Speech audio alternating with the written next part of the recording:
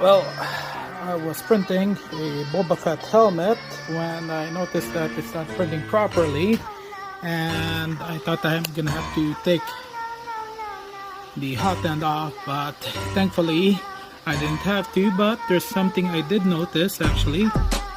Look at that gunk there. Wow, I don't know what that is. I think this is a burnt filament. I'm not too sure. Wow.